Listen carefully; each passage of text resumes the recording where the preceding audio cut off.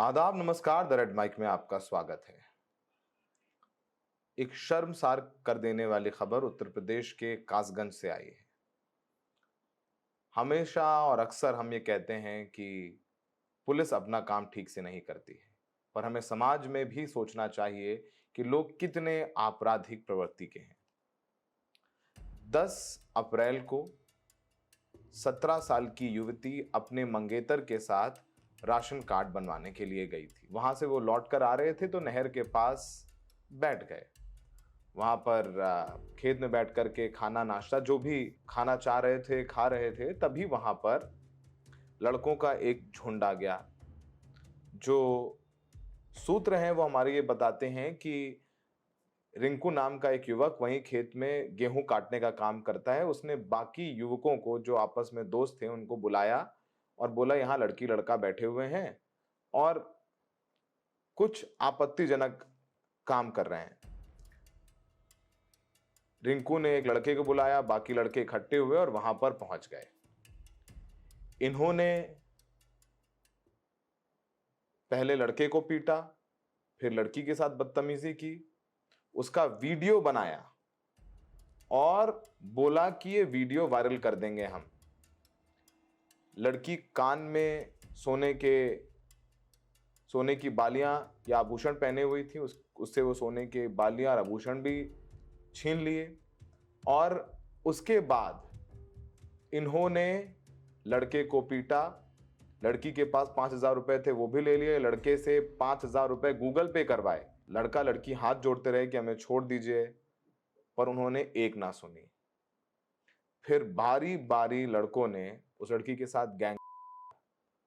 मंगेतर वहीं खड़ा था, बेबस लाचार, उसको पीटते रहे और उसके बाद उनकी पिटाई की और ये धमकी देकर के ये युवक छोड़कर चले गए कि अगर उन्होंने किसी को बताया तो वो वीडियो वायरल कर देंगे। लड़की डरी सहमी अपने घर आती है। वहां वो किसी से कुछ नहीं बताती।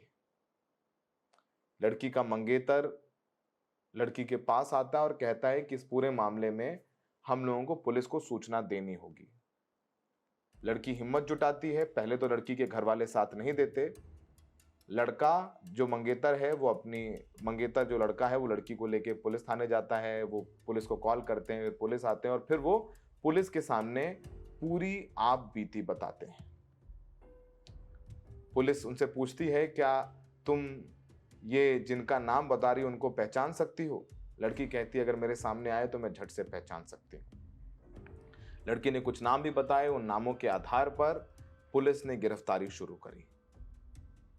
एक लड़के को गिरफ्तार करके लड़की के सामने लाया गया तो उसने तुरंत पहचान लिया कि वही लड़का है। पिटाई भी की, गैंग वीडियो भी बनाया, धमकी भी दी और कहा कि किसी से बताया तो ये वीडियो सोशल मीडिया और इंटरनेट पर भी डाल देंगे, तुम कहीं पर भी मुंह दिखाने लायक नहीं बचोगी।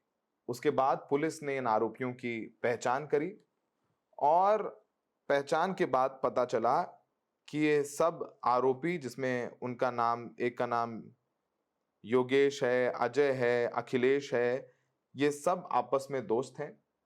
ये वहीं कोतवाली के पास के इलाकों में रहने वाले हैं और इनमें से जो एक अखिलेश है वो भारतीय जनता पार्टी का नेता भी है।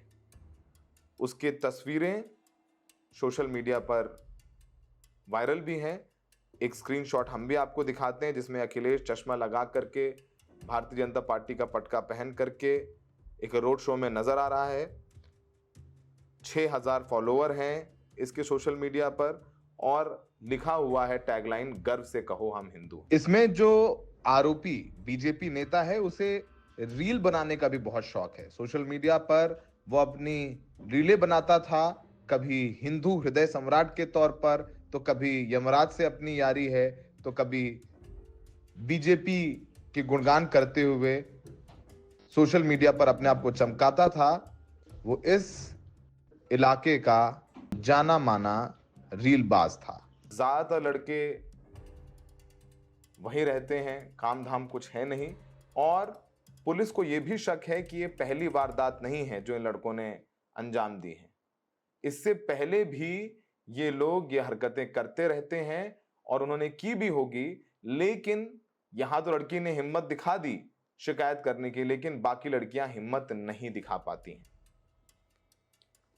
और कुल 11 लोगों को पुलिस ने एफआईआर में अपनी शामिल किया है, जिसमें 9 की गिरफ्तारी हो चुकी है, जिनकी हम आपको तस्वीरें दिखा रहे हैं। इस पूरे मामले का संज्ञान महिला आयोग ने भी लिया है और जो पीड़िता है उसकी काउंसलिंग भी कराई गई, उसको पुलिस ने 5 लाख रुपए का चेक भी दिया है। इस केस की हम और भी आपको डिटेल्स बताएंगे, लेकिन पहले कासगंज की एसपी अंकिता शर्मा को सुनिए। थाना कोतवाली कासगंज की एक घटना संज्ञान में आई है, जिसमें एक युवती जो अपने मंगेतर के साथ नहर किनारे एक खेत में बैठी थी, कुछ लोगों ने उन्हें अकेला पाकर युवती के उसके मंगेतर से कुछ रुपए छीन लिए। घटना का त्वरित संज्ञान लेकर थाना कोतवाली पर सुसंगत धाराओं में अभियोग पंजीकृत किया गया है एवं अभी तक इस प्रकरण में 5 लोगों को गिरफ्तार किया गया है। हमारी कई टीमें अभी भी रवाना हैं एवं साक्ष्य संकलन की कार्रवाई प्रचलित है। इस प्रकरण में कठोरतम वैधानिक कार्रवाई कासगंज पुलिस के द्वारा की जा रही है। आपने अंकिता शर्मा को सुना।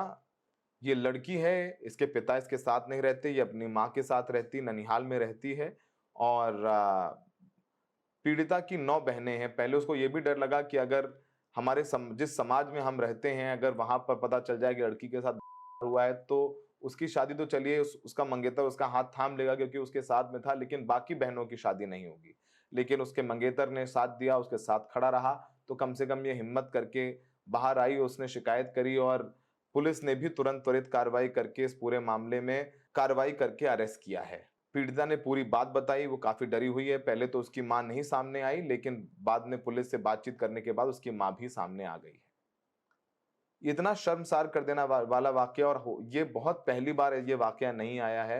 ये ऐसे वाकया होते रहते हैं गांव वगैरह में, लड़का लड़की को देख लेते हैं, ये शोहदे फिर उनका वीडियो बनाते हैं, फिर लड़की के साथ कहते हैं कि अगर तुमने किसी के सामने अपना मुंह खोला तो हम तुम्हारा ये वीडियो सोशल मीडिया पर वायरल कर देंगे।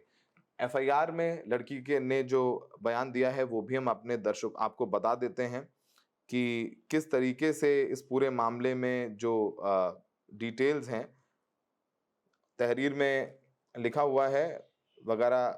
दिनांक 10/4/25 को अपने मंगेतर के साथ सोरो कासगंज राशन कार्ड बनाने के लिए जिला पूर्ति कार्यालय पर प्रार्थना पत्र देने गए थे। प्रार्थना पत्र के बाद मैं मंगेतर के साथ बाइक से वापस नहर से होकर ततारपुर वाले रास्ते पर घर वापस जा रहे थे। हम लोग नहर के किनारे पेड़ की छाया में बैठकर नाश्ता करने लगे। नाश्ता करने के बाद हम लोग करीब 2:30 बजे वापस चलने लगे। 5-6 लोग आ गए बाइक से, उन्होंने आकर मुझे और मेरे मंगेतर को खींच लिया, झाड़ी में ले गए। फिर वहां पर 3-4 लोग और आ गए और हम लोगों को पकड़ कर ले गए। मेरे मंगेतर को अलग झाड़ी में और मुझे अलग झाड़ी में ले गए। मेरे कोने के सोने वाली बाली और 5,000 रुपए भी बैग से निकाल लिए। मुझे और मंगेतर को डरा करके 50,000 रुपए मांगे और बोले नहीं दिए तो जान से मार देंगे।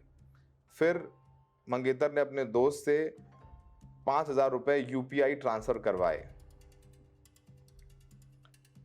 फिर उन लोगों को छोड़ा। फिर हम लोग घर आए। डर के मारे मैंने किसी को नहीं बताया। अगले दिन सारी बात बताई एवं 1098 पर कॉल करके घटना के बारे में बताया। वहां से पुलिस का फ़ोन आया और मेरे घर आए, मुझे मदद की बात की और मुझे पुलिस से रिपोर्ट करने को कहा। मैं अपनी मम्मी तथा मंगेतर के साथ थाने आई हूं और 112 भी फ़ोन करके बताया था। मेरे साथ 3 लोगों ने, मैं उन्हें सामने आने पर पहचान लूंगी। तीनों लोग आपस में योगेश और अजय का नाम ले रहे थे। अतः श्री मेरी रिपोर्ट लिखकर कानूनी कार्रवाई करने की कृपा करें। और ये तहरीर दी है। अब यहाँ पर पुलिस ने कार्रवाई की है, पुलिस ने गिरफ्तारी की है। अब ऐसे मामलों में पुलिस भी क्या करे, ये मामले कैसे रुकें? सबसे बड़ा सवाल ये है। पुलिस लोगों के जहन में तो घुस नहीं जाएगी।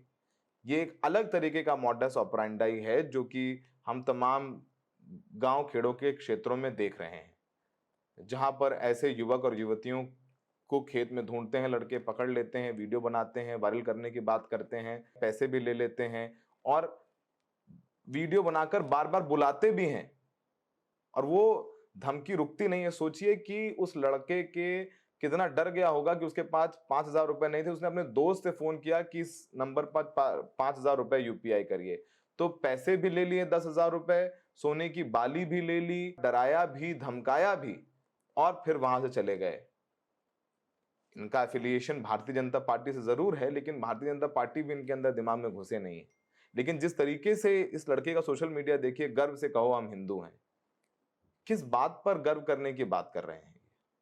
और उत्तर प्रदेश में सिर्फ एक मामला नहीं है, बनारस में भी एक मामला सामने आया है, जिसको लेकर के खुद प्रधानमंत्री मोदी ने, जिनकी तस्वीर भी सोशल मीडिया पर बहुत वायरल हुई, उन्होंने खुद बनारस के कमिश्नर से इस पूरे मामले में डिटेल्स मांगी।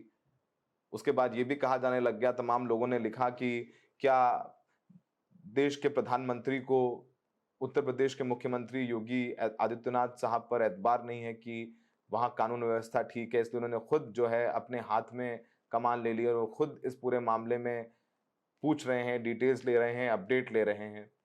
लेकिन कासगंज वाला मामला वाकई में बहुत दहला देने वाला है।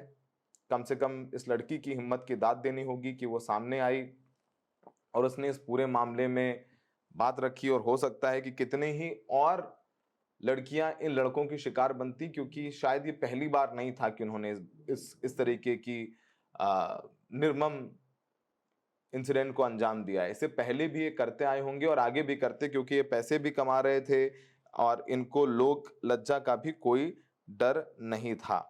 और 12 घंटे के अंदर ही इनकी सबकी गिरफ्तारी कर ली गई है। और इसमें जो स्थानीय नेता ताप है, ये बीजेपी का स्थानीय नेता है, जो विधायक हैं वहाँ इलाके के, उनके भी ये करीब है, बताया ये भी जा रहा है। और पुलिस ने जो विक्टिम है उसको सिक्योरिटी भी दी है, सुरक्षा भी दी है, और इसके साथ साथ विक्टिम के घर पर सीसीटीवी कैमरे भी लगवा दिए हैं, ताकि अगर कोई ये कहे कि उस पर दबाव बनाया जाए या कि केस वापस ले लो, तो वो भी ना करा पाए। तो पुलिस जितनी कोशिश कर सकती थी कर रही है, पर लोगों की मानसिकता का क्या करेंगे, सबसे बड़ा सवाल ये है। कहीं ना कहीं घर में अपने बच्चों को समझाना होगा। ये सब जो जो लड़के हैं, इन किसी की भी उम्र बहुत ज्यादा नहीं है, सब युवा हैं, और किस तरीके से ये लोग गंदी मानसिकता के तहत इस तरीके के अपराधों को अंजाम दे रहे हैं। और इनकी तस्वीरें देखिए, ये सब उस इलाके में रहते हैं, काम धाम नहीं करते, ये इस तरीके की चीजें कर करके पैसे वसूलते हैं, डराते हैं, धमकाते हैं। इस पूरे मामले में उत्तर प्रदेश पुलिस ने गंभीर धाराओं में मुकदमा दर्ज किया है और फोरेंसिक के सैंपल्स भी लिए गए हैं। उसमें से एक अक्यूज्ड है, उसके बाल का सैंपल भी पुलिस को वहां से मिला है, जहां पर जिस खेत में इन लोगों ने इस घटना को अंजाम दिया। बार बार अलग अलग लड़कों ने जाकर के, बाकी लोग वहां खड़े रहे, उसका वीडियो भी बनाते रहे। तमाम चीजें हैं, बहुत सारी ऐसी बातें हैं जो हम खुल करके नहीं कह सकते हैं, लेकिन ये समझने वाली बातें होंगी कि अपने घर में इन लड़कों को एजुकेट करने की जरूरत है, उन्हें संवेदनशील बनाने की जरूरत है, क्योंकि ये बाहर जाकर के क्या करते हैं उनके माँ बाप को नहीं पता। इसलिए पहले ही शिक्षित करें, और ताकि ये सब घटनाएं और ना हो। फिलहाल हमें देखने के लिए आपका बहुत बहुत शुक्रिया।